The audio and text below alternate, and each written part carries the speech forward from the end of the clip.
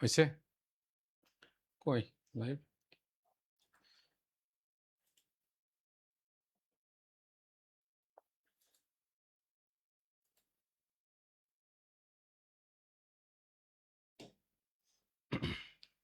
কথা বলা শুরু করবো? আসসালামু আলাইকুম প্রিয় শিক্ষার্থী, শুভ অপরাহ্ন। আমি মোহাম্মদ নবাব আলী তোমাদের সাথে যুক্ত হয়েছি আজকের ডিইউ আইসিইউ ব্যাচের ফ্রি ক্লাসে যুক্ত হয়েছি। আমরা প্রথম যে আন্তর্জাতিক বিষয় আমি যে ক্লাসটা নিয়েছিলাম ফ্রি ক্লাস, সেটা ছিল এশিয়া মহাদেশের উপর ক্লাস। আজকে আমরা পড়ব অর্গানাইজেশনের উপর ক্লাস করব। মাথায় রাখবে, এই ফ্রি ক্লাসে আমি যেটা দেখাচ্ছি এটা হলো যে একটা টপিক আমরা কিভাবে পড়ব, কিভাবে আমরা ফাউন্ডেশনটা স্ট্রং করব এইটা, এবং পূর্ণাঙ্গ ক্লাস কিন্তু আমরা যখন পেইড ব্যাচগুলোতে ক্লাস শুরু হবে, শিডিউল ক্লাস যখন শুরু হবে, তখন কিন্তু আমরা একটা টপিক ফার্স্ট টু লাস্ট কিন্তু পড়িয়ে দিব। আর ফ্রি ক্লাসের সময় যেহেতু মোটামুটি 1 ঘন্টা খানেক মতো আমরা নিয়ে থাকি, যে কারণে কোনো টপিকই কিন্তু আমরা সম্পূর্ণরূপে শেষ করতে পারবো না। আজকে আমরা পড়ব যে দুটো টপিক, যার মধ্যে একটা হচ্ছে জাতিপুঞ্জ আর একটা হচ্ছে জাতিসংঘ। তবে পুরোপুরি আমরা শেষ করতে পারবো না, পুরোপুরি শেষ করতে আমাদের 2 ঘন্টা প্লাস সময় লাগবে। যেহেতু 1 ঘন্টা হবে, হয়তো বা আমাদের অর্ধেক শেষ হবে। সো আমি ওভারঅল দেখাবো যে জাতিপুঞ্জ এবং জাতিসংঘ কিভাবে আমরা পড়ব, কিভাবে আমরা এই দুটা টপিকে বেসিকটা স্ট্রং করব। আর এই টপিক নিয়ে তো তোমরা তোমাদের একাডেমিক লাইফে অবশ্যই পড়ালেখা করে এসেছো। কে কোথা থেকে এই ক্লাসে জয়েন করেছো তোমরা কমেন্টে জানাবে, এবং তোমরা অবশ্যই আজকের লাইভটি শেয়ার করে দিবে, বন্ধুদেরকে মেনশন করে দিবে। এবং এইখানে যে আলোচনাটা হবে, এই আলোচনাটা অনেক বেশি গুরুত্বপূর্ণ, যে কারণে তুমি অবশ্যই তোমার টাইম লাইনে ক্লাসটি শেয়ার করে রেখে দিবে। সো আজকে আমরা পড়ব যে টপিক, সেটা হলো যে জাতিপুঞ্জ ও জাতিসংঘ আজকে আমরা পড়ব। সো সবার আগে আমরা তাহলে পড়তে যাচ্ছি আমরা শুরুতে পড়ব হচ্ছে দ্য লিগ অফ নেশনস বা জাতিপুঞ্জ। শুরুতে আমরা পড়ব কোনটা? শুরুতে আমরা পড়ব হচ্ছে দ্য লিগ অফ নেশনস বা জাতিপুঞ্জ।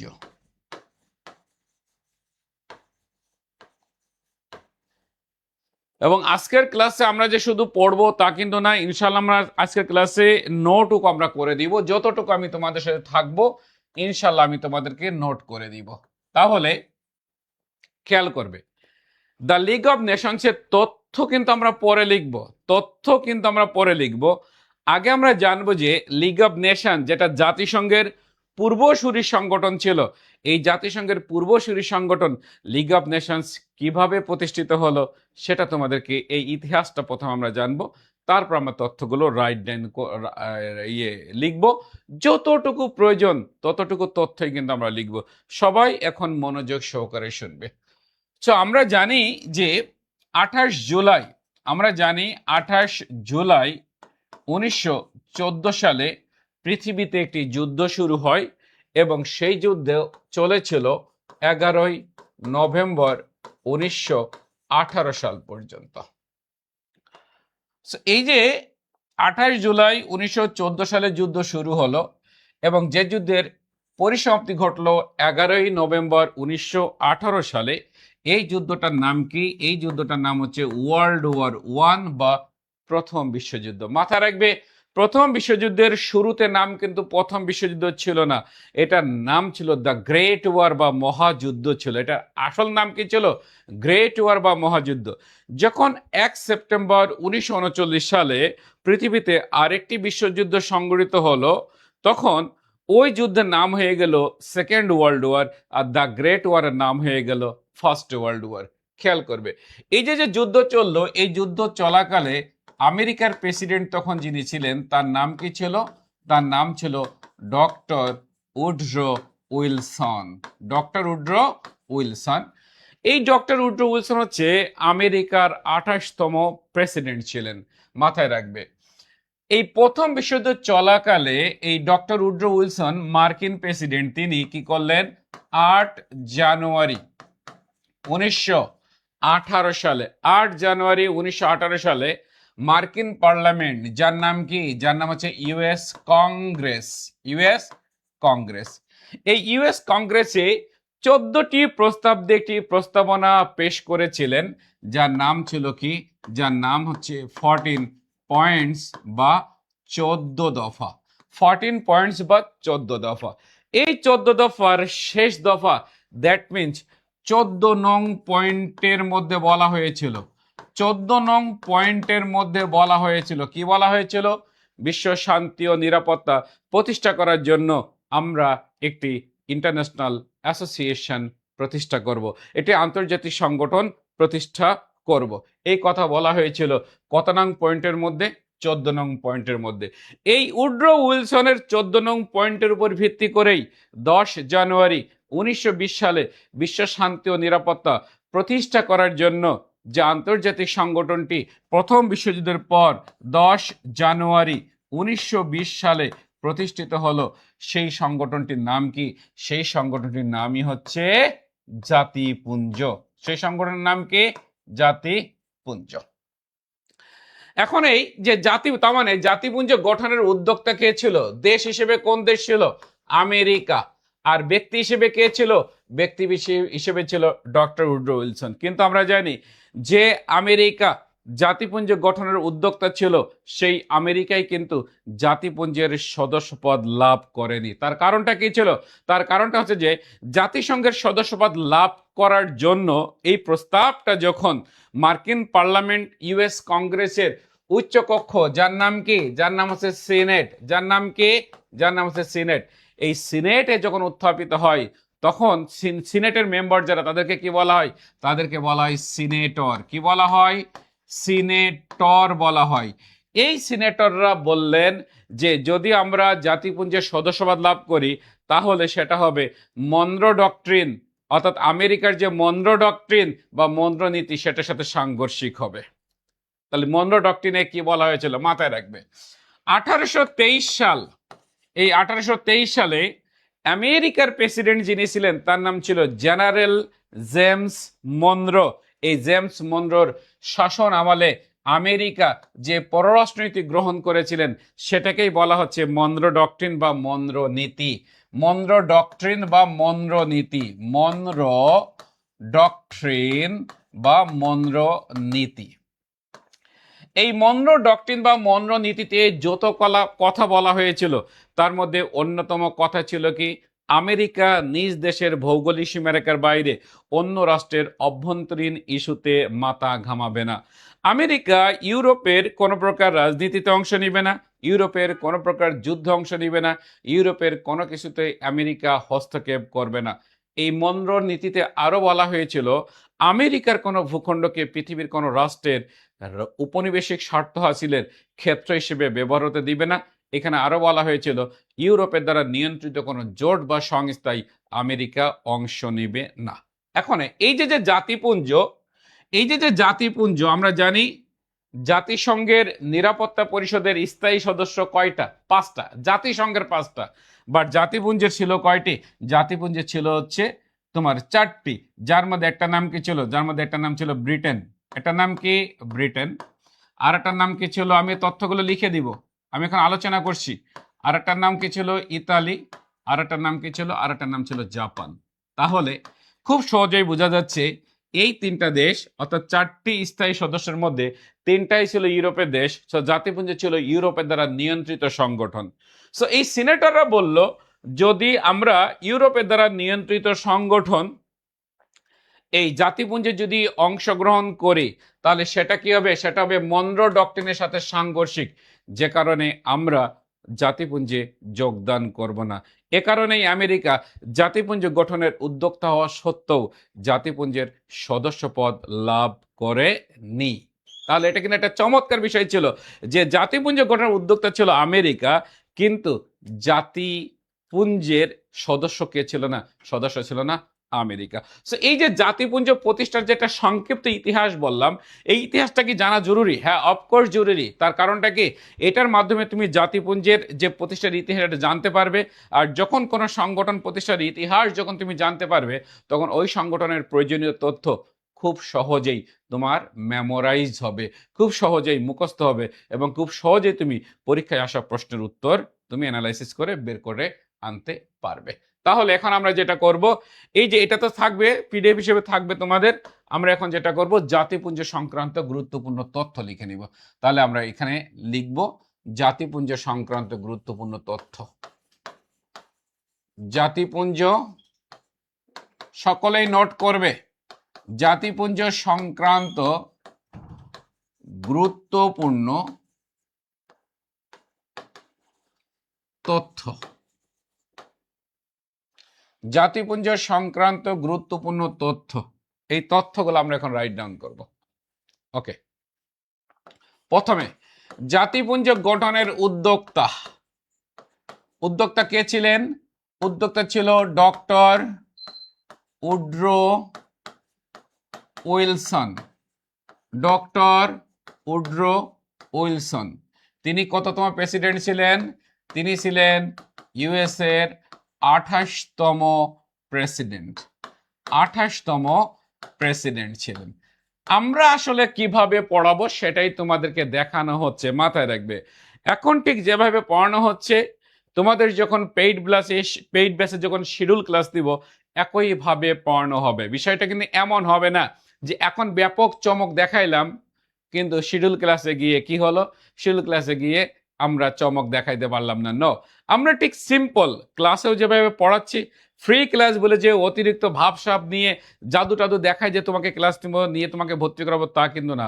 অর্থাৎ তোমার শেষ দিন পর্যন্ত, আমাদের কোর্সের শেষ ক্লাস পর্যন্ত তুমি আমাদের কাছ থেকে যে টাইপের ক্লাস পাবে, যে টাইপের সার্ভিস পাবে, সেটারই কিন্তু প্রোমো দেখানো হচ্ছে এখানে। ওকে ওকে, এরপর দেখো প্রতিষ্ঠা। জাতিপুঞ্জের প্রতিষ্ঠা কখন প্রতিষ্ঠিত হয়? 10 জানুয়ারি 1920 সালে। 10 জানুয়ারি 1920 সালে। প্রতিষ্ঠাকালীন সদস্য, জাতিপুঞ্জের প্রতিষ্ঠাকালীন সদস্য কয়টা ছিল? প্রতিষ্ঠাকালীন সদস্য ছিল 42টি। কয়টা ছিল? 42টি। এরপরে আমরা লিখব, সেটা হলো যে ইউএসএ জাতিপুঞ্জ গঠনের উদ্যোক্তা হলেও সদস্য ছিল না। ইউএসএ জাতিপুঞ্জ গঠনের উদ্যোক্তা হলেও সদস্য ছিল না। এরপরে স্থায়ী সদস্য ছিল। স্থায়ী সদস্য ছিল কয়টি? স্থায়ী সদস্য ছিল 4টি। এটা কারা? এরা হচ্ছে ব্রিটেন, ফ্রান্স, ইতালি, জাপান। এরপরে জাতিপুঞ্জের মূল অঙ্গ সংগঠন ছিল। জাতিপুঞ্জের মূল অঙ্গ সংগঠন ছিল। জাতিপুঞ্জের মূল অঙ্গ সংগঠন ছিল কয়টি? 3টি। যাদের নাম কি? একটা নাম হচ্ছে সভা, একটা নাম হচ্ছে পরিষদ, আর একটা নাম হচ্ছে সচিবালয়। সভা, পরিষদ, সচিবালয়। এভাবে কিন্তু লিখে লিখে তোমাদেরকে পড়ানো হবে। আন্তর্জাতিকের ক্লাসগুলো, অর্থাৎ সাধারণ জ্ঞান আন্তর্জাতিক অংশের ক্লাসগুলো, বেশিরভাগ ক্লাসগুলো আমিই নিব। এভাবে লিখে লিখে পড়ানো হবে। স্লাইড অবশ্যই কিছু কিছু ক্লাসে থাকবে, বাট আমার স্লাইডে শুধু ইমেজ থাকবে, কোনো ধরনের ইনফরমেশন থাকবে না যেটা আমি পড়ে পড়ে তোমাদেরকে পড়াবো, ওইরকম কোনো কিছু থাকবে না। লেখাগুলো একটু ভালো করে চেষ্টা করুন প্লিজ। আচ্ছা, কে কে নোট করো? আচ্ছা, এর থেকে ভালো করা সম্ভব না, হ্যাঁ, তোমাকে বুঝে নিতে হবে। হ্যাঁ, ওকে। এরপরে সদর দপ্তর ছিল। সদর দপ্তর ছিল কোথায়? সদর দপ্তর ছিল জেনেভা। সদর দপ্তর ছিল জেনেভা। এরপরে লিখব জাতিপুঞ্জের বিলুপ্তি ঘটে। জাতিপুঞ্জের বিলুপ্তি ঘটে। বিলুপ্তি ঘটে 1900 কত সালে? সালে।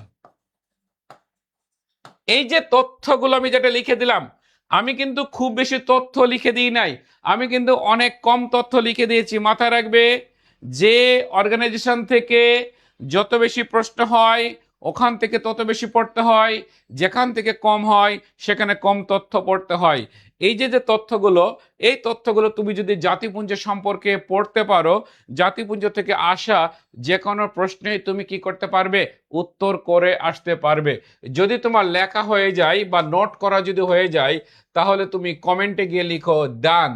কমেন্টে গিয়ে তুমি লিখবে কি ডান। যদি তোমার লেখা হয়ে যায় তাহলে তুমি কমেন্টে গিয়ে লিখবে ডান। আমি দেখতে চাই তুমি কমেন্টে গিয়ে ডান লিখছো কিনা।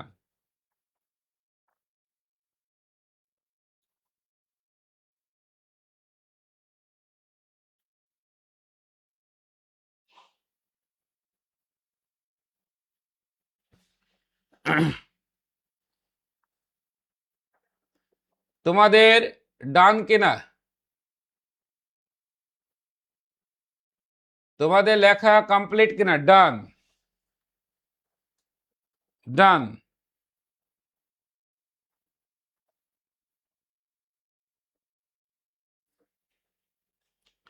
ওকে, এইবার আসো, এইখান থেকে আসলে কোনো প্রশ্ন পরীক্ষাতে আসছে কিনা সেটা আমরা একটু দেখে নিই। আমরা একটু প্রশ্ন সলিউশন করি। আসলে জাতিপুঞ্জ থেকে বিশ্ববিদ্যালয় ভর্তি পরীক্ষায় প্রশ্ন খুব কম এসেছে।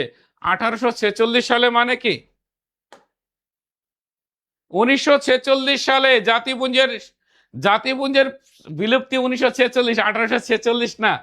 এখন আসো আমরা এটা দেখি, জাতিপুঞ্জ থেকে যে প্রশ্ন এসছে খেয়াল করো। জাতিপুঞ্জ প্রতিষ্ঠিত হয় কত সালে? এটা চট্টগ্রাম বিশ্ববিদ্যালয়ে 2022-23 শিক্ষাবর্ষে এই প্রশ্নটা এসছে। দেখো, চট্টগ্রাম বিশ্ববিদ্যালয়ে 2022-23 শিক্ষাবর্ষে বি ইউনিটে এই প্রশ্নটা এসছে। জাতিপুঞ্জ প্রতিষ্ঠিত হয় কত সালে? জাতিপুঞ্জ প্রতিষ্ঠিত হয় কত সালে?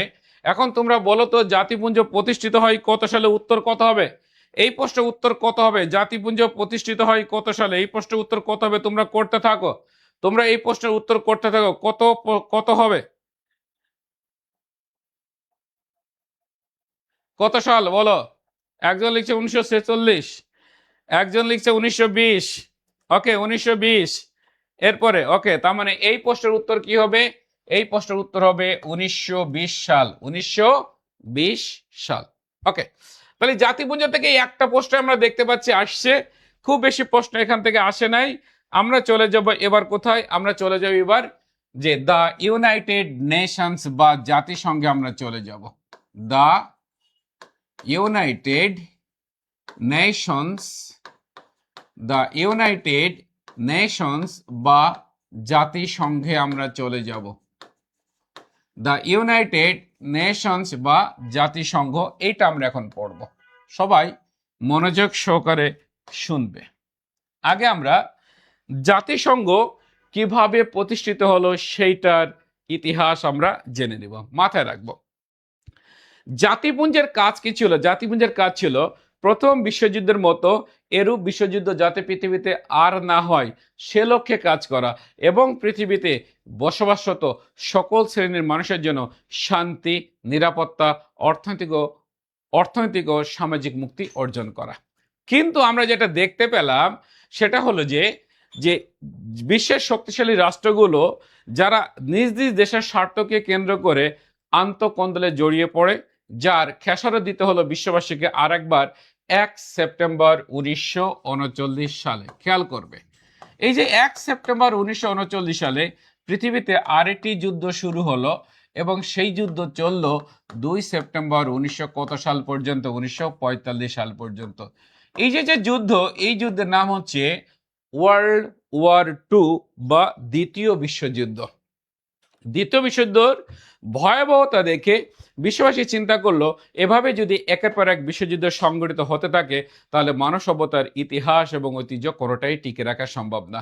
এ কারণে তৎকালীন বিশ্বের শীর্ষ 3জন লিডার তারা কি করলেন? তারা এগিয়ে আসলেন কিভাবে দ্বিতীয় বিশ্বযুদ্ধের পর বিশ্ব শান্তি এবং নিরাপত্তা প্রতিষ্ঠা করার জন্য একটি আন্তর্জাতিক সংগঠন প্রতিষ্ঠা করা যায়, যে সংগঠনে পৃথিবীর সকল শান্তিকামী রাষ্ট্র যার যার যোগ্যতা এবং অবদানকে কাজে লাগিয়ে বিশ্বব্যাপী শান্তি ও নিরাপত্তা প্রতিষ্ঠা করা সম্ভব হবে। এ কারণে আমরা দেখতে পেলাম যে ইউকের তৎকালীন প্রধানমন্ত্রী যিনি ছিলেন তার নাম হচ্ছে উইনস্টন চার্চিল। অপরদিকে ইউএসএ তৎকালীন প্রেসিডেন্ট যিনি ছিলেন তার নাম কি ছিল? তার নাম ছিল ফ্রাঙ্কলিন ডি রুজভেল্ট। মাথা রাখবে, ফ্রাঙ্কলিন ডি রুজভেল্ট। এই যে ফ্রাঙ্কলিন ডি রুজভেল্ট, মাথায় রাখবে আমেরিকার দুইজন প্রেসিডেন্টের নাম রুজভেল্ট। একজনের নাম হচ্ছে থিওডর রুজভেল্ট, আরেকজনের নাম হচ্ছে ফ্রাঙ্কলিন ডি রুজভেল্ট। ইনি হচ্ছেন আমেরিকার 32তম প্রেসিডেন্ট। তিনি হচ্ছেন আমেরিকার 32তম প্রেসিডেন্ট। আরেকজন ছিলেন তৎকালীন সোভিয়েত ইউনিয়নের নেতা, যার নাম হচ্ছে জোসেফ স্ট্যালিন।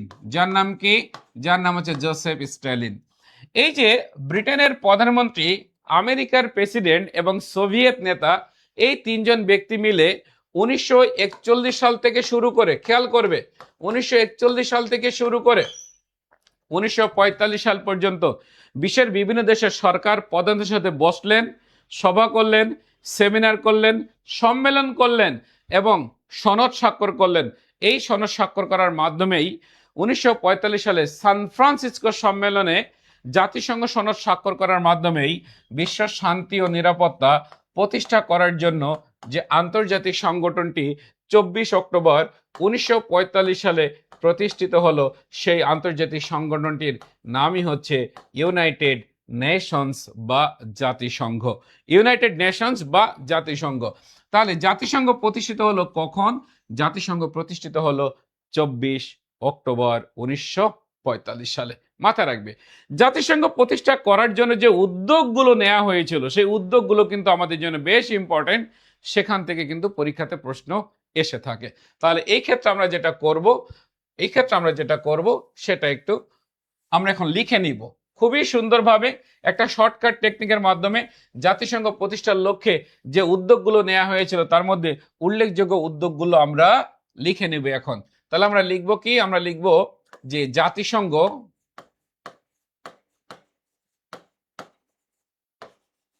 প্রতিষ্ঠার জন্য নেওয়া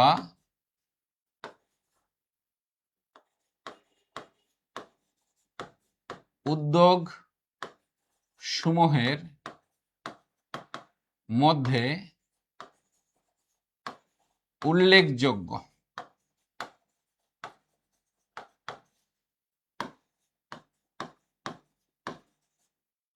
উদ্যোগ সমূহ। ওকে, খেয়াল করবে, এখানে আমরা একটা শর্টকাট টেকনিক অ্যাপ্লাই করব, যার মাধ্যমে উদ্যোগগুলোর নাম আমরা একদিকে যেভাবে মনে রাখতে পারবো, অন্যদিকে এই উদ্যোগ কত সালে নেওয়া হয়েছিল সেটাও কিন্তু আমরা মনে রাখতে পারবো। ওকে, টেকনিকটা কি? টেকনিকটা হচ্ছে সবাই লিখবে লন্ডনের আটা ও মস্কোতে ডিম খেতে হলে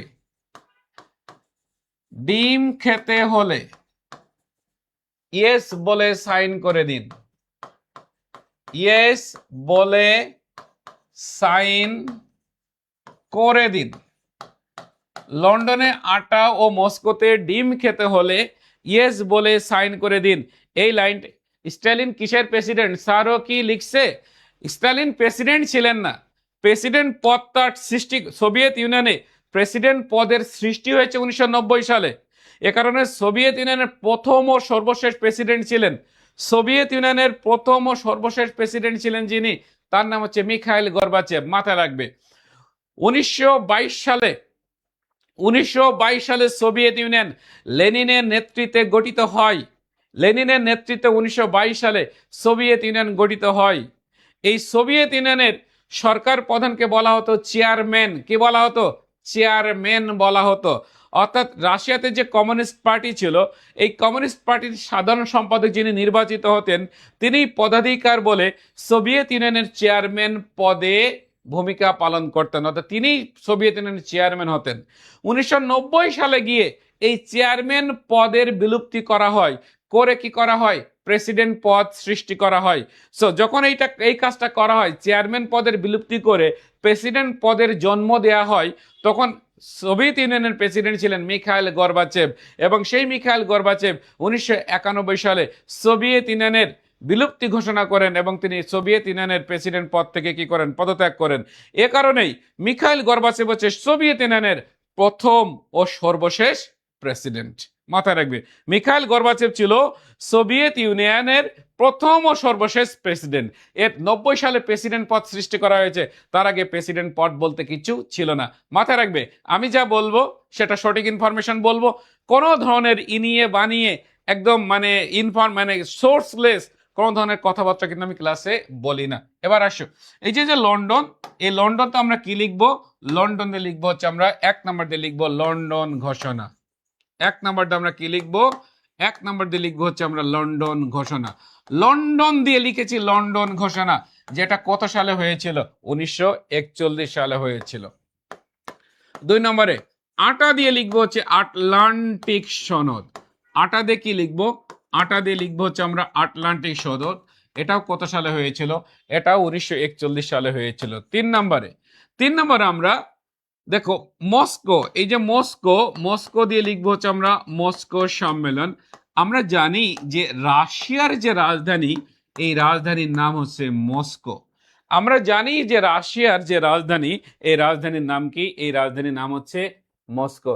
এর জন্য আপনাকে লিজেন্ড কি বলি, এর জন্য আপনাকে লিজেন্ড বলি। একটা প্রশ্ন করলে ওইটার 14 গোষ্ঠীর ব্যাখ্যা দিয়ে দেন। হ্যাঁ, অফকোর্স 14 গোষ্ঠীর ব্যাখ্যা দিয়ে দিব। আজকে জিকে ক্লাস কয় নম্বর টপিক, অফকোর্স জিকের এত টেকনিক কিভাবে মনে রাখবো, আমি তো কোনো টেকনিকই পড়াই নাই এখন পর্যন্ত, একটা টেকনিক তোমাদেরকে দিয়েছি। এটা যদি এত টেকনিক হয় তাই তো ঝামেলা, তাই তো ঝামেলা। আচ্ছা, মস্কো দিয়ে মস্কো সম্মেলন, মস্কোর মধ্যে ক আছে, এই কতে হচ্ছে কাসা ব্লাঙ্কা সম্মেলন। মাথায় রাখবে, কাসা ব্লাঙ্কা হচ্ছে মরক্কোর একটি সমুদ্র বন্দর। কাসা ব্লাঙ্কা হচ্ছে মরক্কোর একটি সমুদ্র বন্দর। দ্যাট মিনস কাসা ব্লাঙ্কা নামে মরক্কোর একটি বন্দর নগরী রয়েছে, যেভাবে আমাদের চট্টগ্রাম বন্দর নগরী। এটা 1943 সালে হয়েছিল। মস্কোতে 5 নাম্বার তে, এই দেখো তে, এই তে হচ্ছে তেহরান সম্মেলন। তে তেহরান সম্মেলন, এই তেহরান সম্মেলন এটাও 1943 সালে হয়েছিল। এইবার 6 নাম্বার দিয়ে লিখবো আমরা এই যে ডিমের ড, এই ডিমের ডতে হচ্ছে ডাম্বারটন। ডিমের ডতে হচ্ছে ডাম্বারটন ওকস সম্মেলন। ডাম্বারটন ওকস সম্মেলন। এই ডাম্বারটন ওকস জায়গাটা হচ্ছে আমেরিকাতে। এই জায়গাটা কোথায়, আমেরিকাতে। এটা কত সালে হয়, এটা হয় 1944 সালে। ইয়েসকে আমরা সংক্ষেপে ইয়া বলি কিনা, কথা বলে। ইয়েসকে আমরা কি বলি সংক্ষেপে, ইয়া বলি। সো ইয়েসতে ইয়াল্টা সম্মেলন, ইয়েসতে ইয়াল্টা সম্মেলন, ইয়াল্টা সম্মেলন। এই ইয়াল্টা সম্মেলন কত সালে হলো, ইয়াল্টা সম্মেলন 1945 সালে হলো। 8 নম্বরে হচ্ছে এই যে সাইনতে হচ্ছে সান ফ্রান্সিসকো সম্মেলন। সান ফ্রান্সিসকো সম্মেলন, এটা কত সালে হলো, এটা 1945 সালে হলো। মাথায় রাখবে, ইয়াল্টা কোন দেশে, ইয়াল্টা হচ্ছে ইউক্রেনে। ইয়াল্টা জায়গাটা কোথায়, ইউক্রেনে। সান ফ্রান্সিসকো কোথায়, আমেরিকার ক্যালিফোর্নিয়া অঙ্গরাজ্যের মধ্যে অবস্থিত। আমেরিকার ক্যালিফোর্নিয়া অঙ্গরাজ্যের মধ্যে অবস্থিত, যেটার নাম কি, সান ফ্রান্সিসকো। এই সম্মেলনটা কত সালে হয়, এই সম্মেলনটা হয় 1945 সালে। 1945 সালে, 1945 সালে। স্যার হ্যাঁ, ওয়াশিংটন সম্মেলন আমি লিখি নাই, বাট আমি জানি যে 1 জানুয়ারি 1942 সালে মার্কিন যুক্তরাষ্ট্রের রাজধানী ওয়াশিংটন ডিসিতে এই সম্মেলনটা হয়েছিল, যেটা নাম হচ্ছে ওয়াশিংটন সম্মেলন। এবং এই সম্মেলনে বসেই বিশ্ব নেতৃবৃন্দ বলেছিলেন, আমরা যে দ্বিতীয় বিশ্বযুদ্ধের পর একটি আন্তর্জাতিক সংগঠন প্রতিষ্ঠা করতে যাচ্ছি, তার একটা নাম দেওয়া দরকার, তার একটা নাম দেওয়া দরকার। তখন আমেরিকার প্রেসিডেন্ট ফ্র্যাঙ্কলিন ডি রুজভেল্ট বললেন, একজন বিখ্যাত রাইটার আছে যার নাম কি, লর্ড বাইরন। কি নাম, লর্ড বাইরন। তার বিখ্যাত বই, তার নাম কি, চাইল্ড হেরাল্ড পিলগ্রিমস। এই চাইল্ড হেরাল্ড পিলগ্রিমস বইয়ের 3য় পরিচ্ছেদের 35 নম্বর লাইনের মধ্যে ইউনাইটেড নেশন শব্দটি আমি পেয়েছি। এই সংগঠনটির নাম ইউনাইটেড নেশনস দিয়ে করলে কেমন হয়? যখন এই ফ্র্যাঙ্কলিন ডি রুজভেল্ট ওয়াশিংটন সম্মেলনে 1 জানুয়ারি 1942 সালে সংগঠনটির নাম প্রস্তাব করলেন ইউনাইটেড নেশনস, তখন উপস্থিত সকলেই বললেন তাহলে এটাই করা হোক, কারণ এই নামটা খুবই সুন্দর হয়েছে।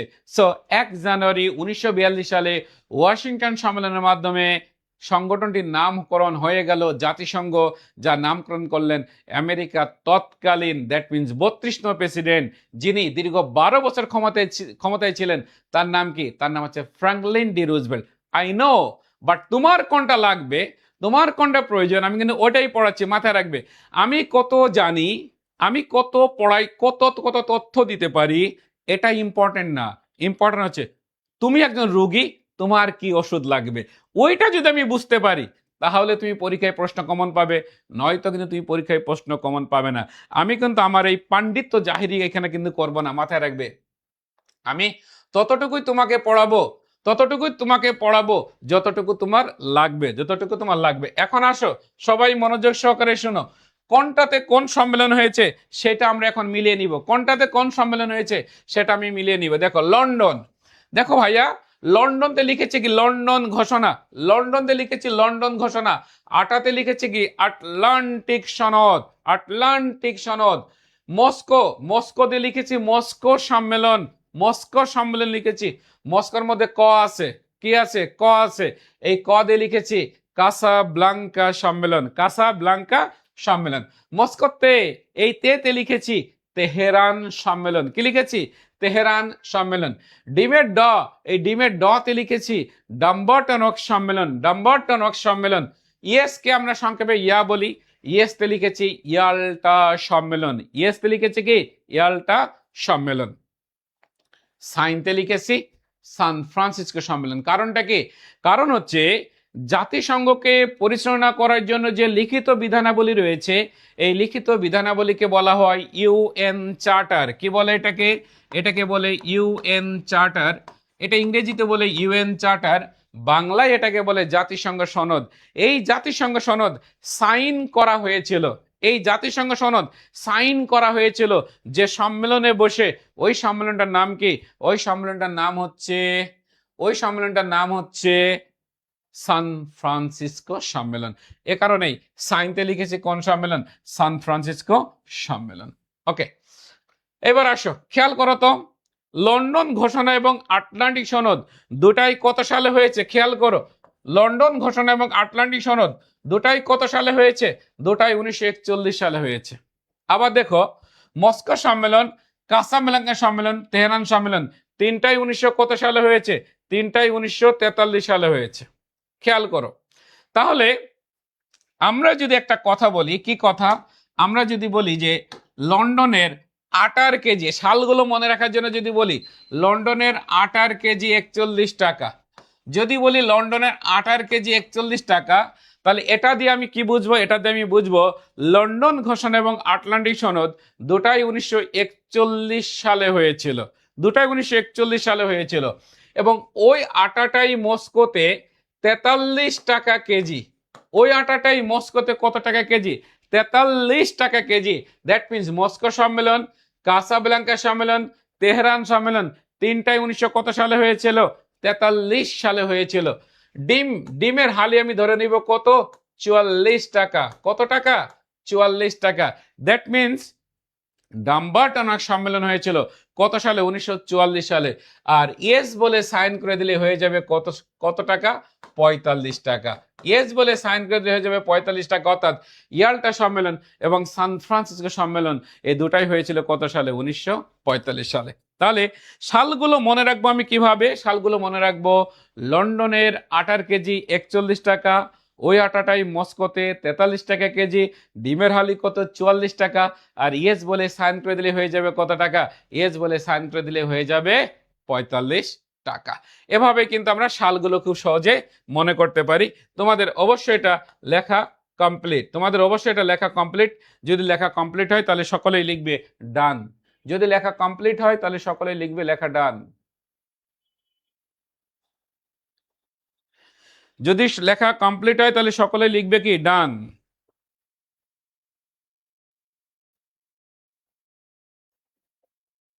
সাত আট কি, 7 নম্বর হচ্ছে ইয়াল্টা সম্মেলন, 8 নম্বর হচ্ছে সান ফ্রান্সিসকো সম্মেলন, 8 নম্বর হচ্ছে সান ফ্রান্সিসকো সম্মেলন। তারিখ আসবে না, না তারিখ খুব কম আসে, অ্যাডমিশনের তারিখ খুব কম আসে, অ্যাডমিশনের তারিখ খুব কম আসে। তোমাদের লেখা শেষ, তোমাদের লেখা যদি শেষ হয়, এখন এখন জাতিসংঘ সংক্রান্ত গুরুত্বপূর্ণ তথ্যাবলী। তার আগে আমরা আরেকটু তথ্যটা লিখে নিই, এভাবে লিখবে 26 জুন, কিছু এইটা নোট করবে, 26 জুন 1945 সালে, 26 জুন 1945 সালে সান ফ্রান্সিসকো সম্মেলনে, সান ফ্রান্সিসকো সম্মেলনে, সান ফ্রান্সিসকো সম্মেলনে 50টি দেশের প্রতিনিধি, 50টি দেশের প্রতিনিধি জাতিসংঘ সনদে স্বাক্ষর করে। তাহলে দেখো পরীক্ষাতে তোমাদের অ্যাডমিশনের পরীক্ষাতে কিন্তু প্রশ্ন এসছে জাতিসংঘ সনদ কোন সম্মেলনে স্বাক্ষরিত হয়, জাতিসংঘ সনদ কোন সম্মেলনে স্বাক্ষরিত হয়, এই প্রশ্ন কিন্তু পরীক্ষাতে এসেছে, এই প্রশ্ন কিন্তু পরীক্ষাতে এসেছে। স্যার মোট সম্মেলন কতটা হয়েছিল? অনেকগুলো হয়েছিল। জাতিসংঘ সনদে স্বাক্ষর করে, দাঁড়িয়ে লিখবে পোল্যান্ড স্বাক্ষর করে, পোল্যান্ড স্বাক্ষর করে। কখন করে? 15ই অক্টোবর, 15ই অক্টোবর 1900 কত সালে? 45 সালে। দাঁড়ি এভাবেই 51টি দেশ নিয়ে, এভাবেই 51টি দেশ নিয়ে, এভাবেই 51টি দেশ নিয়ে জাতিসংঘ প্রতিষ্ঠিত হয়। জাতিসংঘ প্রতিষ্ঠিত হয়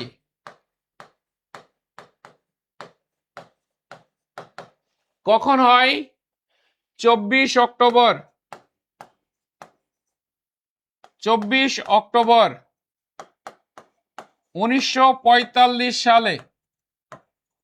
দাঁড়ি জাতিসংঘ দিবস 24 অক্টোবর।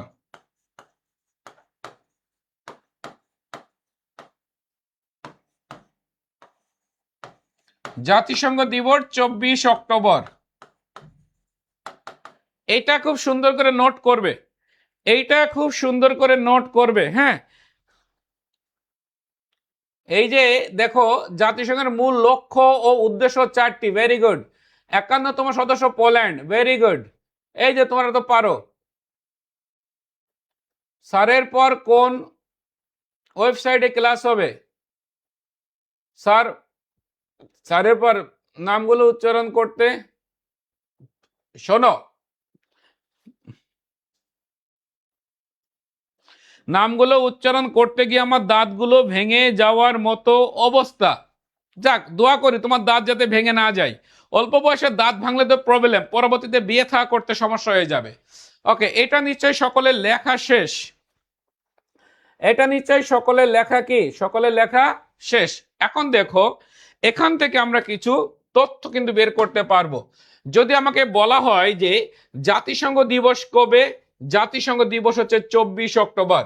যদি প্রশ্ন করা হয় জাতিসংঘ কখন প্রতিষ্ঠিত হয়, জাতিসংঘ প্রতিষ্ঠিত হয় 24 অক্টোবর 1945 সালে।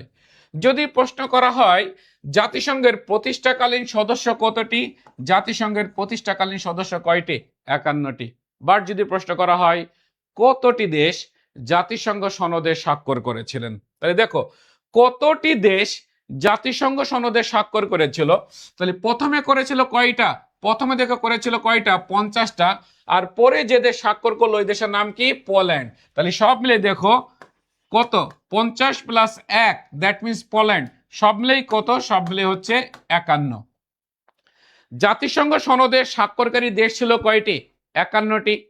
আর জাতিসংঘের প্রতিষ্ঠাকালীন সদস্য কয়টি? 51টি। এই ক্ষেত্রে আরেকটি প্রশ্ন ইম্পর্টেন্ট তথ্য, যে কোন দেশ জাতিসংঘ সনদ স্বাক্ষর অনুষ্ঠানে উপস্থিত না থেকেও প্রতিষ্ঠাকালীন সদস্য?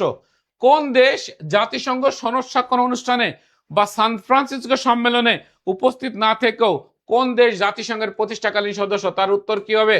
তার উত্তর হবে পোল্যান্ড। তার উত্তর কি হবে? পোল্যান্ড। সকলেই ডান লিখবে, লেখা হয়ে গেলে লিখবে ডান, লেখা হয়ে গেলে লিখবে ডান। একজন বলছে জাতিসংঘ কর্তৃক স্বীকৃত দাপ্তরিক ভাষা, ওখানে আমরা যাব ভাই, ওই ভাষাতে আমরা যাব। হ্যাঁ, জাতিসংঘ সদর দপ্তর নিউ ইয়র্ক, ভেরি গুড। তার মানে তোমরা সবাই পারো। জাতিসংঘ বিশ্ববিদ্যালয় টোকিওতে, বাহ খুব সুন্দর। তো তার মানে তোমরা সবাই বেশ ভালো পারো, তোমাদের প্রিপারেশন খুব ভালো রয়েছে। এরপরে আসো, এরপরে আমরা শিরোনাম দিয়ে নিব এক নজরে, এক নজরে জাতিসংঘ সংক্রান্ত, জাতিসংঘ সংক্রান্ত, এক নজরে জাতিসংঘ সংক্রান্ত বুলেট তথ্য, বুলেট তথ্য। এক নজরে জাতিসংঘ সংক্রান্ত বুলেট তথ্য, এইটা আমরা এখন জেনে নিব। এখান থেকে পরীক্ষাতে প্রশ্ন আসবে, মাথায় রাখবে, এখান থেকে পরীক্ষাতে প্রশ্ন আসবে। পরীক্ষাতে প্রশ্ন আসে কি না আসে সেটা তোমাদের যখন প্রশ্নগুলো দেখাবো তখন তোমরা কিন্তু খুব সহজেই বুঝতে পারবে। আমি লিখে দিচ্ছি, তোমরা এখন তোমাদের কাজ হচ্ছে লিখে দেওয়া। ওকে, প্রথমে জাতিসংঘ গঠনের উদ্যোক্তা, জাতিসংঘ গঠনের উদ্যোক্তা কে ছিলেন? জাতিসংঘ গঠনের উদ্যোক্তা ছিলেন Franklin, Franklin D Roosevelt, Franklin D Roosevelt, Franklin D Roosevelt. তোমাদেরকে একটি কথা বলি, সেটা হলো যে আই এডুকেশনে এই যে আইসিইউ ব্যাচে ভর্তির জন্য যে অফারটা দিয়েছিল সেই অফারটা কিন্তু আজকে শেষ হচ্ছে, অফারটা কিন্তু আজকে শেষ হচ্ছে। আগামীকাল থেকে নতুন ফিতে তোমাদেরকে ফি দিয়ে কিন্তু ভর্তি হইতে হবে, সেখানে কিন্তু 200 টাকা 300 টাকা ফি কিন্তু বাড়তে পারে। সো যারা অফার নিয়ে ভর্তি হবে তারা আজকেই ভর্তি হয়ে যাবে।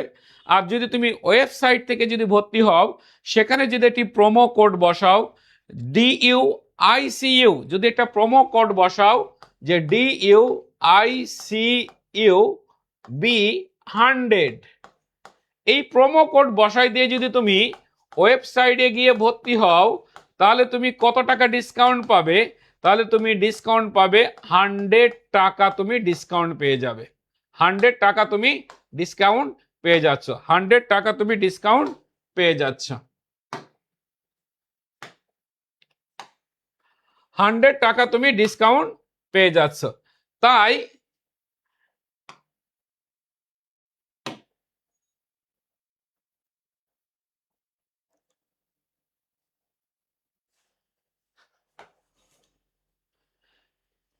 তোমরা এই ওয়েবসাইটে গিয়ে কি করো, ওয়েবসাইটে গিয়ে ভর্তি হয়ে যাও, তাহলে খুব সহজে দেখবে যে তোমরা এই ডিসকাউন্টটা পেয়ে যাবে। এই প্রোমো কোডটা যদি তোমরা ইউজ করতে পারো, প্রোমো কোডটা যদি তোমরা ইউজ করতে পারো। এই তথ্যগুলো এখন খুবই গুরুত্ব সহকারে লিখবে। তাহলে এই জাতিসংঘ গঠনের উদ্যোক্তা কে ছিল? ফ্রাঙ্কলিন ডি রুজভেল্ট ছিলেন। তাহলে প্রতিষ্ঠা, প্রতিষ্ঠা কখন? 24 অক্টোবর 1945 সালে, 24 অক্টোবর 1945 সালে। এইবার লিখবে প্রতিষ্ঠাকালীন সদস্য, প্রতিষ্ঠাকালীন সদস্য, প্রতিষ্ঠাকালীন সদস্য। এই প্রতিষ্ঠাকালীন সদস্য কয়টি? প্রতিষ্ঠাকালীন সদস্য হচ্ছে 51টি। এরপর এইখানে এই তথ্যটা খুবই ইম্পর্টেন্ট, সনদ স্বাক্ষর অনুষ্ঠানে উপস্থিত না থেকেও, সনদ স্বাক্ষর অনুষ্ঠানে উপস্থিত না থেকেও প্রতিষ্ঠাকালীন সদস্য,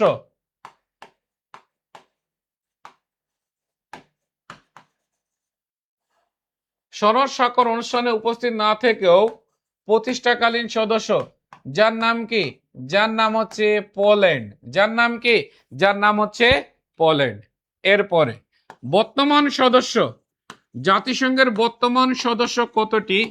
জাতিসংঘের বর্তমান সদস্য হচ্ছে 193টি। 100 কতটি? 193টি। এরপরে সর্বশেষ সদস্য, জাতিসংঘের সর্বশেষ সদস্য, এই সর্বশেষ সদস্য কে?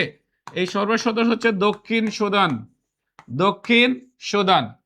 এই দক্ষিণ সুদান জাতিসংঘের সদস্যপদ লাভ করে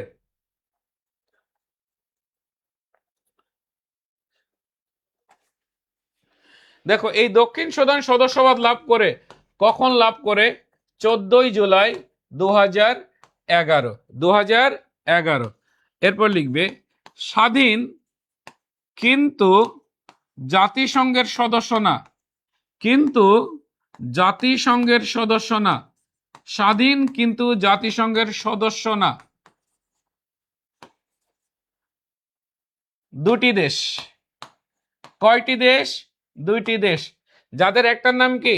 যাদের একটার নাম হচ্ছে ভ্যাটিকান সিটি। যাদের একটার নাম কি? Vatican city. আর একটার নাম কি? আর একটার নাম হচ্ছে কসোভো। আর একটার নাম কি? কসোভো। দেখো, পরীক্ষাতে প্রশ্ন আসে নিম্নের কোন দেশ স্বাধীন কিন্তু জাতিসংঘের সদস্য না? নিম্নের কোন দেশ স্বাধীন কিন্তু জাতিসংঘের সদস্য না? আমি তোমাদের কমেন্ট দেখতেছি। ওকে, তাহলে দুইটা দেশ, যার একটা নাম কি ভ্যাটিকান সিটি আর একটা নাম কি কসোভো। এরপর জাতিসংঘের আরেকটি গুরুত্বপূর্ণ তথ্য, জাতিসংঘের পর্যবেক্ষক দেশ। জাতিসংঘের পর্যবেক্ষক দেশ, খেয়াল করবে ভাইয়া, পর্যবেক্ষক দেশ বা অবজারভার স্টেট বলতে যেটা বোঝানো হচ্ছে যে জাতিসংঘে নন মেম্বার স্টেট আছে, যারা জাতিসংঘের সভা অধিবেশনে যোগদান করবে, আলোচনায় অংশ নিবে, খাবার দাবার খাবে, কোনো প্রবলেম নাই। কিন্তু জাতিসংঘে যদি কোনো প্রস্তাব উঠে, সেই প্রস্তাবের জন্য যে ভোট দেওয়ার যে বিধান, তারা ভোট দিতে পারবে না। অর্থাৎ they have no voting rights. They have no voting rights in United Nations. জাতিসংঘে এদের কোনো ভোটাধিকার নাই। অর্থাৎ এরা কোনো ডিসিশন মেকিং এ পার্টিসিপেশন করতে পারবে না। দেশ কয়টি? দুইটি। যাদের একটার নাম কি? যাদের একটা নাম হচ্ছে ভ্যাটিকান সিটি। যাদের একটা নাম কি? একটা নাম হচ্ছে ভ্যাটিকান সিটি। আর একটা নাম কি? আর একটা নাম হচ্ছে প্যালেস্টাইন। আর একটা নাম হচ্ছে প্যালেস্টাইন। খুবই গুরুত্বপূর্ণ একটি তথ্য, যে তথ্যটি তোমাদের জন্য অনেক বেশি ইম্পর্টেন্ট। সেটা কি? সেটা হলো বাংলাদেশ। বাংলাদেশ সদস্যপদ লাভ করে। সদস্যপদ লাভ করে কখন লাভ করে? 17 সেপ্টেম্বর 1974 সালে। তোমরা কমেন্টে জানাও বাংলাদেশ জাতিসংঘের কততম সদস্য? বাংলাদেশ জাতিসংঘের কততম সদস্য? এটা তোমরা কমেন্টে জানাও। এটা তোমরা কমেন্টে জানাও। এটা তোমরা কমেন্টে জানাও যে বাংলাদেশ জাতিসংঘের কততম সদস্য। বাংলাদেশ জাতিসংঘের কততম সদস্য? এটা তোমরা জানাও যে বাংলাদেশ জাতিসংঘের কততম সদস্য। কততম সদস্য? 136তম। 136তম সদস্য। 136তম সদস্য। লেখা হয়ে গেলে বলবে লেখা শেষ। লেখা হয়ে গেলে বলবে লেখা শেষ। একজন বলছে 29তম। না রে ভাই, 29তম অধিবেশনে বাংলাদেশ সদস্যপদ লাভ করেছিল। বাংলাদেশ জাতিসংঘের 136তম সদস্য। আর যততম অধিবেশনের মাধ্যমে বাংলাদেশ সদস্যপদ লাভ করেছিল সেটা ছিল জাতিসংঘের সাধারণ পরিষদের 29তম অধিবেশন। 29তম অধিবেশন। 29তম অধিবেশন। ওকে, তাহলে এরপর আমরা চলে যাব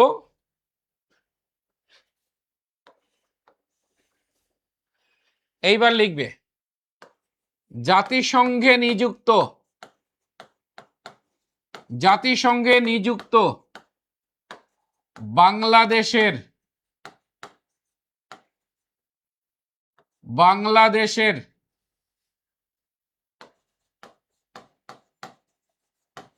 বাংলাদেশের বর্তমান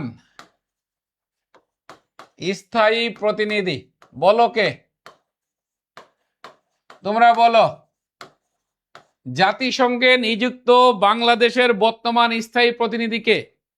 জাতিসংঘে নিযুক্ত বাংলাদেশের বর্তমান স্থায়ী প্রতিনিধিকে দেখি তোমরা কমেন্টে জানাও, এটা পারো কিনা দেখে নি। জাতিসংঘে নিযুক্ত বাংলাদেশের বর্তমান স্থায়ী প্রতিনিধিকে, এই তথ্যটির উত্তর দাও। জাতিসংঘে নিযুক্ত বাংলাদেশের বর্তমান স্থায়ী প্রতিনিধিকে,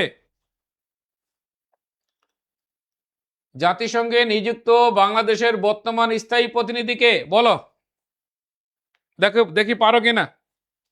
আমি জানতে চাই যে তোমাদের কাছ থেকে জানতে চাই, এই যে আলো, এই যে আয়েশা সিদ্দিকা আলো, ভাই তুমি অনেক পারো, তুমি অনেক পারো, তোমাকে আর এত কমেন্ট করতে হবে না, তুমি তুমি এত কমেন্ট করতে হবে না তোমার। ওকে, দেখো একজন লিখছে আইরিন, আচ্ছা, আর একটা লিখছে কি খায়রুজ্জামান নাকি খলিলুর রহমান নাকি খলিলুজ্জামান নাকি যেন লিখছে, মাথায় রাখবে, আমার কথা শুনবে। এখনো জাতিসংঘে নিযুক্ত বাংলাদেশের স্থায়ী প্রতিনিধি যিনি এখনো স্টিল নাও, তার নাম হচ্ছে সালাউদ্দিন নোমান চৌধুরী। কিন্তু আগামী সেপ্টেম্বর অর্থাৎ আগামী মাসে স্থায়ী প্রতিনিধি হিসেবে যোগদান করবেন যিনি, তার নাম কি? তার নাম হচ্ছে আইরিন খান। তার নাম কি? তার নাম হচ্ছে আইরিন খান। যেহেতু আগামী মাসে তিনি যোগদান করবেন বাংলাদেশের স্থায়ী প্রতিনিধি হিসেবে, সো আমরা আইরিন খানের নামটাই লিখে নিব। আমরা আর যিনি সদ্য সাবেক হতে যাচ্ছেন সালাউদ্দিন নোমান চৌধুরী, তার নাম কিন্তু আমরা লিখব না। তাহলে ইনার নাম কি? ইনার নাম হচ্ছে আইরিন খান। ইনার নাম হচ্ছে আইরিন খান। ওকে, এরপরে জাতিসংঘ বিশ্ববিদ্যালয়,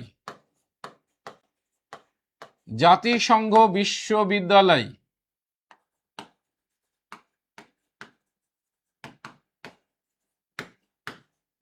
প্রতিষ্ঠিত হয় 1972 সালে। 1972 সালে কোথায়? টোকিওতে। এরপরে জাতিসংঘ শান্তি বিশ্ববিদ্যালয় প্রতিষ্ঠিত হয় 1980 সালে কোস্টারিকাতে। 1980 সালে কোস্টারিকাতে।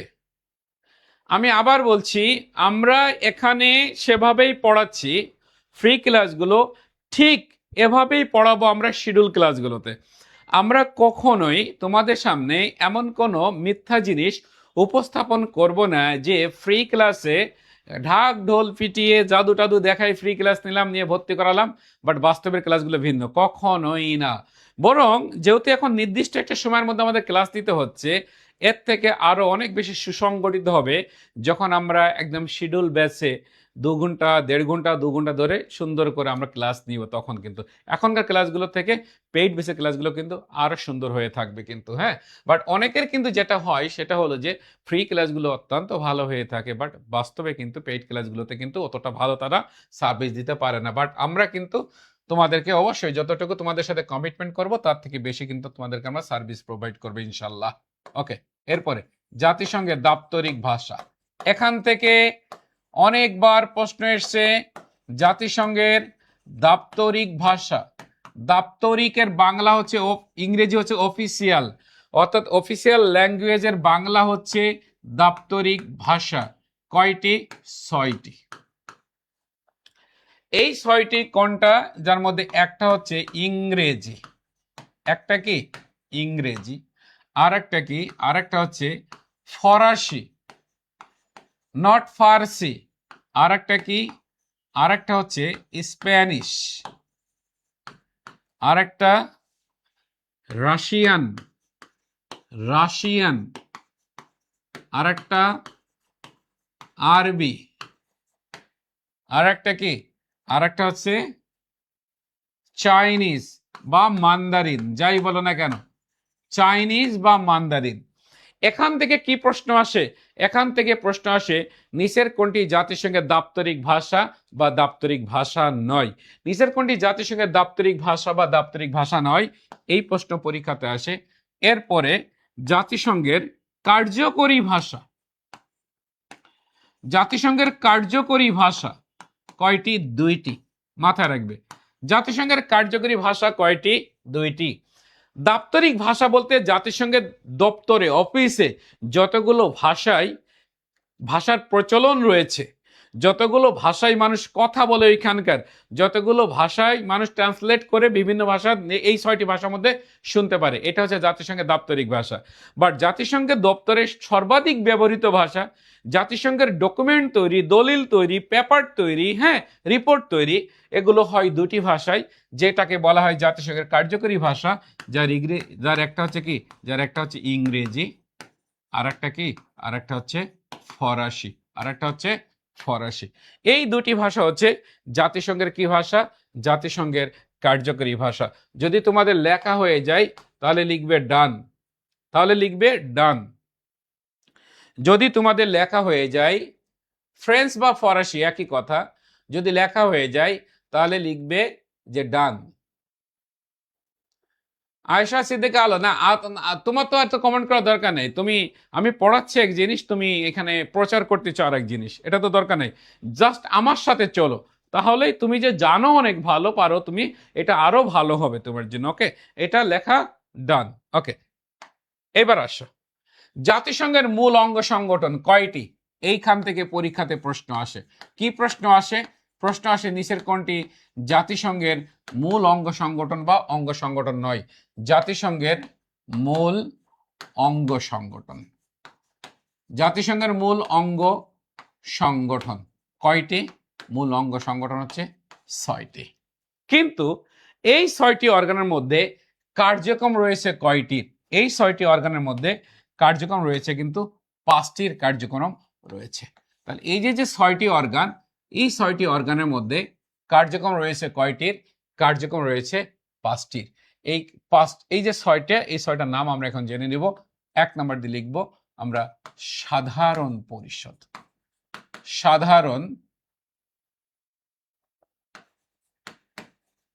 সাধারণ পরিষদ। 2 নম্বর দিয়ে আমরা লিখব নিরাপত্তা পরিষদ। নিরাপত্তা পরিষদ। নিরাপত্তা পরিষদ। 3 নম্বর দিয়ে লিখব আমরা অর্থনৈতিক ও সামাজিক পরিষদ। অর্থনৈতিক ও সামাজিক পরিষদ। অর্থনৈতিক ও সামাজিক পরিষদ। 4 নম্বর দিয়ে লিখব আমরা আন্তর্জাতিক আদালত। আন্তর্জাতিক আদালত। আদালত। 5 নম্বর দিয়ে লিখব আমরা জাতিসংঘ সচিবালয়। জাতিসংঘ সচিবালয়। এবং 6 নম্বর দিয়ে লিখব আমরা ওসি পরিষদ, যার কার্যক্রম এখন নাই। ওসি পরিষদ। এর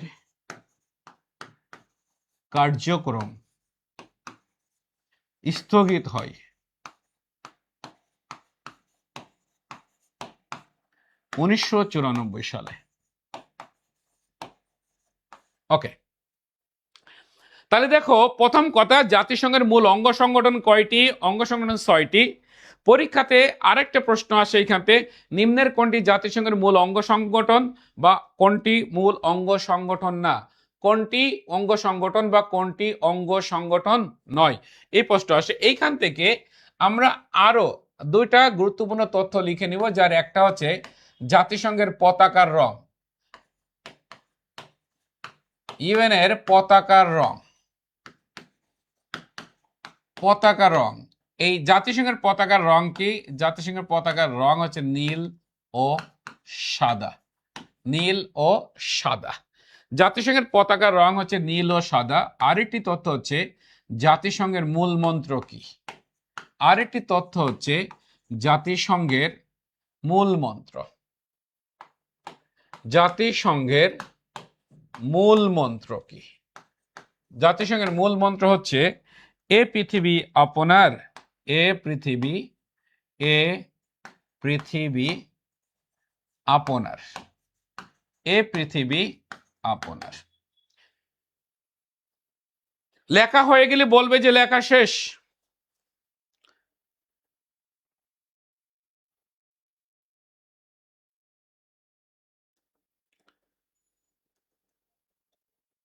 লেখা হয়ে গেলে বলবে লেখা ডান।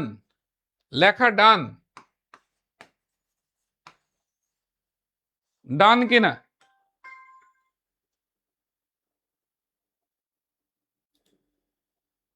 ডান। এখন আসো, আমরা এতক্ষণ যে জাতিসংঘ সংক্রান্ত যে তথ্যগুলো পড়লাম, যে অনলি জাতিসংঘ নিয়ে, জাতিসংঘের অর্গান নিয়ে কিন্তু আমরা কথা বলি নাই, অর্গানের নামটা শুধু আমরা জেনেছি। আমরা এবার দেখি যে আসলে জাতিসংঘ থেকে যে প্রশ্নগুলো এসছে পরীক্ষায়, সেই প্রশ্নগুলো আসলে আমরা উত্তর করতে পারি কিনা, উত্তর করতে আমরা পারি কিনা। খেয়াল করবে, প্রথম প্রশ্নটা আমরা দেখতে পাচ্ছি, এই যে জাতিসংঘ থেকে আসা প্রথম প্রশ্নটা আমরা দেখতে পাচ্ছি কি, জাতিসংঘের পতাকার রং কি? জাতিসংঘের পতাকার রং কি? এটা চট্টগ্রাম বিশ্ববিদ্যালয়ে 2022-23 শিক্ষাবর্ষে এসেছে, ইউনিট B1। তাহলে জাতিসংঘের পতাকার রং কি, এটা তোমরা অবশ্যই কমেন্টে জানাবে। তারপর আমি দ্রুত বলে দিচ্ছি, নীল ও সাদা। তাহলে দেখো, আমরা কিন্তু আলোচনা করেছি।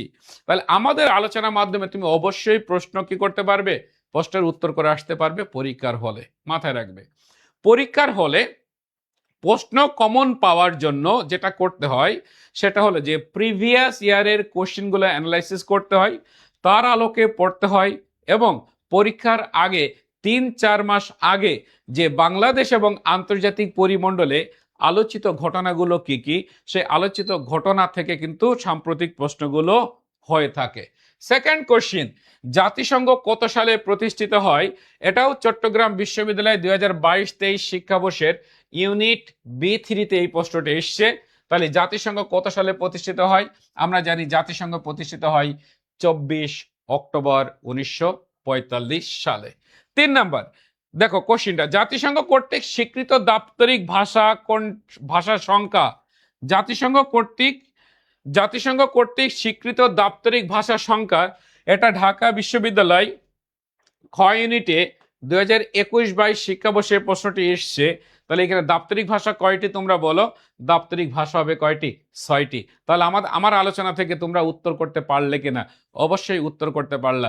ঠিক এভাবেই পরীক্ষাতে প্রশ্ন হবে, আমরা যা পড়াবো পরীক্ষার হলে গিয়ে মনে হবে যে যে এই এত প্রশ্ন কিভাবে কমন আসলো। এত প্রশ্ন কমন আসার একটাই কারণ, সেটা হলো যে এডুকেশনে রয়েছে খুবই অভিজ্ঞ শিক্ষক, যারা দীর্ঘদিন ধরে পড়াচ্ছে, অর্থাৎ প্রশ্নপত্র সম্পর্কে, সিলেবাস সম্পর্কে কি প্রশ্ন আসতে পারে, সেটা আলোকে কিভাবে পড়াইতে হবে, এর ফুল প্যাকেজটাই কিন্তু এডুকেশনে রয়েছে, কিন্তু টিচারদের মধ্যে রয়েছে, যে কারণে তুমি খুব সহজেই পরীক্ষার হলে প্রশ্নের উত্তর করে আসতে পারবে। জাতিসংঘ বিশ্ববিদ্যালয় কোথায় অবস্থিত? জাতিসংঘ বিশ্ববিদ্যালয় কোথায় অবস্থিত? এই প্রশ্নটা এসছে ঢাকা বিশ্ববিদ্যালয় খ ইউনিটে 2015-16 শিক্ষাবর্ষে, এবং একটু আগে আমরা লিখে এসেছি এটা, এবং এটা হচ্ছে জাপানের রাজধানী কোথায়? টোকিওতে অবস্থিত। জাপানের রাজধানী টোকিওতে অবস্থিত। এরপরে আমরা দেখি আমরা পারি কিনা। এরপরে দেখো, নিচের কোনটি জাতিসংঘের সদস্য নয়? নিচের কোনটি জাতিসংঘের সদস্য নয়? কোশ্চেন নাম্বার 5, নিচের কোনটি জাতিসংঘের সদস্য নয়? এটা ঢাকা বিশ্ববিদ্যালয়ে 2018-19 শিক্ষাবর্ষে এই প্রশ্নটি এসছে। এই প্রশ্নের উত্তর, অর্থাৎ আমরা কিন্তু আলোচনার মধ্যে বলেছিলাম স্বাধীন কিন্তু জাতিসংঘের সদস্য না এমন দেশ দুটি, যার একটা নাম কি কসোভো, আর একটা নাম কি ভ্যাটিকান সিটি। আমরা দেখতে পাচ্ছি যে দক্ষিণ কোরিয়া অবশ্যই জাতিসংঘের সদস্য, আফগানিস্তান অবশ্যই জাতিসংঘের সদস্য, কিন্তু ভ্যাটিকান সিটি জাতিসংঘের সদস্য না। তাহলে এই প্রশ্নের উত্তর কি হবে? এই প্রশ্নের উত্তর হবে ভ্যাটিকান সিটি। কি হবে? Vatican city. 6 নম্বর প্রশ্ন, 1945 সালে জাতিসংঘ সনদ কোথায় স্বাক্ষরিত হয়? 1945 সনে জাতিসংঘ সনদ কোথায় স্বাক্ষরিত হয়? জাতিসংঘ সনদ কোথায় স্বাক্ষরিত হয়? রাজশাহী বিশ্ববিদ্যালয় 2018-19 শিক্ষাবর্ষে এই প্রশ্নটি এসছে। এবং আমরা দেখি, আমরা বলেছিলাম জাতিসংঘ সনদ স্বাক্ষরিত হয়, সাইন হয়। লন্ডনে আটা ও মস্কোতে ডিম খেতে হলে ইয়েস বলে সাইন করে দিন, সাইনতে সান ফ্রান্সিসকো সম্মেলন। কারণ কি? জাতিসংঘ সনদ স্বাক্ষরিত হয়েছিল সান ফ্রান্সিসকো সম্মেলনে। তাহলে এই প্রশ্নের উত্তর কি হবে? এই প্রশ্নের উত্তর হবে সান ফ্রান্সিসকো। কি হবে? সান ফ্রান্সিসকো এই প্রশ্নের উত্তর হবে। এরপর, কোনটি জাতিসংঘের অফিসিয়াল ভাষা? কোনটি জাতিসংঘের অফিসিয়াল ভাষা? ইসলামী বিশ্ববিদ্যালয়ে 2017-18 শিক্ষাবর্ষে এই প্রশ্নটি এসেছে। দেখো, কোনটি জাতিসংঘের অফিসিয়াল ভাষা? পর্তুগিজ কি অফিসিয়াল ভাষা? নো। হিন্দি কি অফিসিয়াল ভাষা? নো। বাংলা কি অফিসিয়াল ভাষা? নো। বাংলাটা প্রস্তাবিত। তাহলে অফিসিয়াল ভাষা কোনটা? 6টার মধ্যে আমরা দেখতে পেয়েছি আরবি আছে। কি আছে? আরবি আছে। আরেকটি প্রশ্ন, জাতিসংঘের দাপ্তরিক ভাষা নয় কোনটি? জাতিসংঘের দাপ্তরিক ভাষা নয় কোনটি? তাহলে আমরা দেখতে পাচ্ছি স্প্যানিশ জাতিসংঘের দাপ্তরিক ভাষা, চীনা বা চাইনিজ বা মান্দারিন সেটাও জাতিসংঘের ভাষা, আরবি সেটাও জাতিসংঘের ভাষা, কিন্তু জাতিসংঘের ভাষা নয় কোনটি? পর্তুগিজ। তাহলে এই প্রশ্নের উত্তর কি হবে? এই প্রশ্নের উত্তর হবে পর্তুগিজ। এই প্রশ্নের উত্তর কি হবে? এই প্রশ্নের উত্তর হবে পর্তুগিজ। এরপরে আমরা দেখি যে 9 নম্বর কোশ্চেন, জাতিসংঘের প্রস্তাবক কে ছিলেন?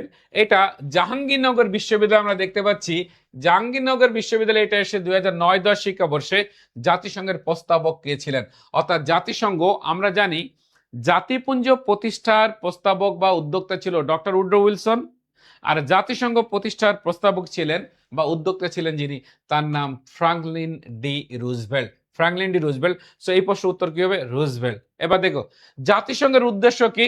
জাতিসংঘের উদ্দেশ্য কি? যুদ্ধ বন্ধ করা, সদস্য দেশসমূহের সমস্যা সমাধান করা, আন্তর্জাতিক শান্তি ও নিরাপত্তা নিশ্চিত করা, আন্তর্জাতিক অর্থনীতি জোরদার করা। দেখো জাতিসংঘের মূল উদ্দেশ্যের কথা যদি বলি, জাতিসংঘের মূল উদ্দেশ্য হচ্ছে আন্তর্জাতিক শান্তি ও নিরাপত্তা নিশ্চিত করা, international piece and security, security ensure করা। ইন্টারন্যাশনাল পিস অ্যান্ড সিকিউরিটি কি করা?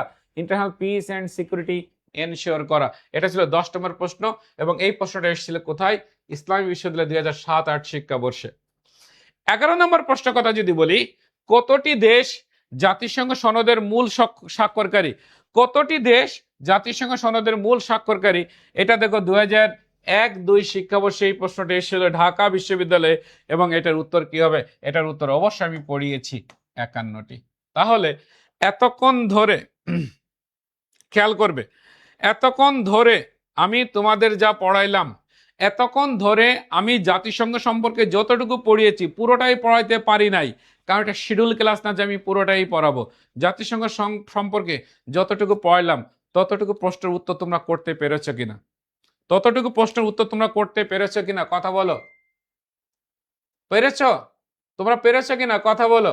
অবশ্যই পেরেছ। তাহলে এভাবেই আমরা যখন পেইড ব্যাচগুলোতে এভাবে যখন ধরে ধরে পড়াবো, তখন তোমার বেসিকটা একদম স্ট্রং হয়ে যাবে, এবং আমি কথা দিচ্ছি যে তোমরা অবশ্যই প্রশ্নের উত্তর করে আসতে পারবে, এবং তোমরা স্কোর ভালো করবে, তোমার কাঙ্ক্ষিত বিশ্ববিদ্যালয়ে কাঙ্ক্ষিত সাবজেক্টে তুমি চান্স পেয়ে যাবে। এটার জন্য তোমাকে কি করতে হবে?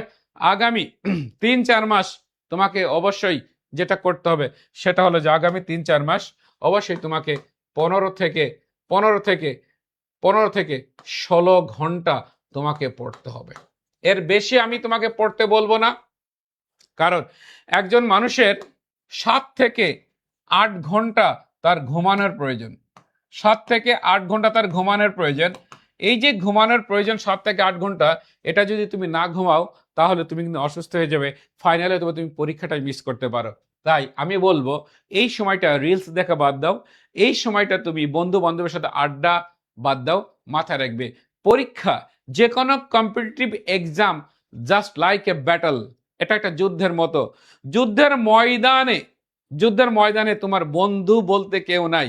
মাথায় রাখবে, এই যে ভর্তি যোদ্ধা তোমার পাশে বসে যে পরীক্ষা দিবে, তোমার সহপাঠী যিনি আছেন, যিনি তোমার বন্ধু বা বান্ধবী আছেন, তিনি কিন্তু তোমার কখনোই বন্ধু না। সে কিন্তু কখনোই এই ভর্তি যুদ্ধে বন্ধু না। তাকে যদি তুমি ফেলে দিতে না পারো, তোমার স্কোর দিয়ে তাকে যদি তুমি পরাজিত না করতে পারো, তাহলে কিন্তু তুমি কখনোই চান্স পাবে না। তাই আমি বলবো, বন্ধু হবে, বান্ধবী হবে, প্রেম হবে, সিনেমা দেখা হবে, সব কিছুই হবে, তবে এখন না, সেটা বিশ্ববিদ্যালয়ে ভর্তি হওয়ার পর। তো তোমরা যারা কমার্সে আছো, আমরা বি ইউনিটে যেভাবে একটা ইউনিক সার্ভিস দিয়ে যাচ্ছি দীর্ঘদিন ধরে, তোমরা যারা কমার্সে আছো, আমরা কমার্স হান্টার্স নামে আমরা কিন্তু কি করেছি, আমরা কিন্তু একটা প্রোগ্রাম লঞ্চ করেছি, এবং খুবই সুসংগঠিত প্রোগ্রাম, এবং এই প্রোগ্রামে বাংলাদেশের একদম এই অ্যাডমিশন জগতের খুবই নাম করে শিক্ষকদেরকে আমরা নিয়ে এসেছি, এবং আশা করি বি ইউনিট আমরা যেভাবে সুন্দরভাবে সার্ভিস দিয়ে আমরা আমাদের সাফল্যটাকে ধরে রেখেছি, একইভাবে আমরা কমার্স হান্টার্স নামে আমরা একটা প্রোগ্রাম লঞ্চ করেছি, এবং সেই প্রোগ্রামে কমার্সের শিক্ষার্থীদেরকে আমরা দুর্দান্ত সার্ভিস দেওয়ার মাধ্যমে তাদেরকে আমরা বিভিন্ন পাবলিক বিশ্ববিদ্যালয়ে জায়গা করে দিতে পারবো বলে আমরা বিশ্বাস করি। সো তোমাদেরকে আমি আবার বলি ভাইয়া, এই সময়টা কোনোভাবেই নষ্ট করো না, এই সময়টা পড়ার টেবিলে দাও, জাস্ট তুমি চিন্তা করো তোমাকে নিয়ে তোমার পিতামাতা কি স্বপ্ন দেখছে। যদি তুমি তোমার পিতামাতার স্বপ্নকে সম্মান করে থাকো, শ্রদ্ধা করে থাকো, তা আমি বলবো ঠিক এই মুহূর্ত থেকেই তুমি পড়ার টেবিলে বসে যাবে। আগামী 3-4 মাস বাহ্যিক জগতের সাথে সম্পর্ক কি করবে, ছিন্ন করে দিবে, এবং তুমি পড়ার টেবিলে শতভাগ মনোযোগ দিয়েই তুমি তোমার প্রস্তুতি কমপ্লিট করবে। ইনশাল্লাহ হয়তোবা সৃষ্টিকর্তা তোমাকে তোমার স্বপ্ন পূরণ করে দিবে। সো মাথায় রাখবে, তুমি কেরিয়ারে কোথায় যাবে, তুমি পররাষ্ট্র ক্যাডারে হবে নাকি পুলিশ ক্যাডারে হবে, তুমি সরকারি চাকরি করবে নাকি তুমি বেসরকারি চাকরি করবে, নাকি তোমার জীবনটা একদম এখানে থেমে যাবে, তা ডিপেন্ড করবে এই 3 মাস বা 4 মাসের যে কঠোর পরিশ্রম সেটার উপরে। তুমি যেটা ভালো প্রিপারেশন নিয়ে ভালো বিশ্ববিদ্যালয়ে ভালো ডিপার্টমেন্টে যদি ভর্তি হইতে পারো, তাহলে মাথায় রাখবে তোমার কেরিয়ারের অর্ধেক পথে তুমি কিন্তু পৌঁছে গেলে, অর্ধেক পথে পৌঁছে গেলে। মাথায় রাখবে ভালো পরিবেশ তোমাকে যে ভালো যে শিক্ষাটা দিবে, যে প্রতিযোগী মনোভাব তোমার ভিতরে গড়ে তুলবে, এটা কিন্তু একটা গ্রামের বা মফস্বল শহরের একটা নর্মাল প্রতিষ্ঠানে কিন্তু সেই পরিবেশটা কিন্তু কখনোই পাবে না। ঢাকা বিশ্ববিদ্যালয় এর সাথে তুমি নিচে অন্য বিশ্ববিদ্যালয় কম্পেয়ার কিন্তু করতে পারো না। সো ঢাকা বিশ্ববিদ্যালয়ে তুমি যদি চান্স পাও, তাহলে যেটা ঘটবে, তোমার যে পরবর্তী যে তুমি যে চাকরি যে করবে, বিসিএস যে দিবে, সেটা একটা দুর্দান্ত পরিবেশ পাবে। দেখবে যে তোমার সাথে যারা ভর্তি হচ্ছে তারা ফার্স্ট ইয়ার থেকে দেখবে যে চাকরির একাডেমিক পড়ার পাশাপাশি চাকরি পড়া পড়তেছে। এই যে পরিবেশটা তুমি দেখতে পাবে, এই যে সিনারিও তুমি দেখতে পাবে, যার ফলে তুমি কি করবে, দেখা যায় প্রতিদিন যদি তুমি 3 ঘন্টা যদি একাডেমিক পড়া পড়ো, আরো 2 ঘন্টা তুমি কি পড়বে, জবের পড়া পড়বে। এভাবে দেখবা যে পড়ালেখা শেষ একদিকে, অন্যদিকে তুমি বিসিএস দিচ্ছ, প্রথম বিসিএসে তুমি কি হচ্ছ, তুমি চাকরি পেয়ে যাচ্ছ, হয় তুমি ম্যাজিস্ট্রেট হচ্ছ, বা এএসপি হচ্ছ, বা কাস্টমসে যাচ্ছ, বা ট্যাক্সেশনে যাচ্ছ, বা অডিটে যাচ্ছ। হ্যাঁ, এরকম তোমার লাইফে একটা পরিবর্তন আসবে। এই সুযোগ পেতে গেলে, এই পরিবেশে নিজেকে সামিল করতে গেলে 3-4 মাস চোখ বন্ধ করে তোমাকে অবশ্যই পড়তে হবে। তোমরা হয়তো আমার কথাই, আমি জানি না তোমরা বিরক্ত হইলে কিনা। লিমা আক্তার, আপনি খুব ভালো ক্লাস করান, তুমি কত ঘন্টা পড়াশোনা করো? আচ্ছা স্যার, টেবিলে বসলে তো ঘুম লাগবে, তাহলে দাঁড়ায় দাঁড়াই পড়বে, হাঁটবে আর পড়বে। জি স্যার, বইটা আসুক। প্রশাসন ক্যাডার আমার খুব পছন্দ। জি স্যার, পড়ার টেবিলে বসে রিলস দেখি, খুব ভালো। এই যে আলো, তোমার নাম তো আলো, পড়ার টেবিলে বসে রিলস দেখো, এই আলো থেকে কখন যে তুমি অন্ধকারে পড়ে যাবে। আচ্ছা, তাই সকলেই ভালো থাকো। আমাদের ক্লাস এখানে শেষ। তোমরা যারা ভর্তি হবে, অফারে যারা ভর্তি হবে, আজকেই ভর্তি হওয়ার লাস্ট ডেট। আগামী অফারে ভর্তি হওয়ার লাস্ট ডেট আগামীকাল থেকে। আমাদের কি হবে, আমাদের কোর্স ফি নতুন করে হবে, সেখানে ভর্তি ফি কিন্তু 200-300 টাকা বাড়বে। আর তোমরা যারা ওয়েবসাইট থেকে ভর্তি হবে, তোমরা DUICUB100 এই প্রোমো কোডটা ইউজ করবে, তাহলে তোমরা 100 টাকা ডিসকাউন্ট পেয়ে যাবে। সকলেই ভালো থাকবে, তোমাদের সাথে আবার দেখা হবে ফ্রি ক্লাসে এবং শিডিউল ক্লাসে। সকলে ভালো থাকবে, আল্লাহ হাফিজ, আসসালামু আলাইকুম।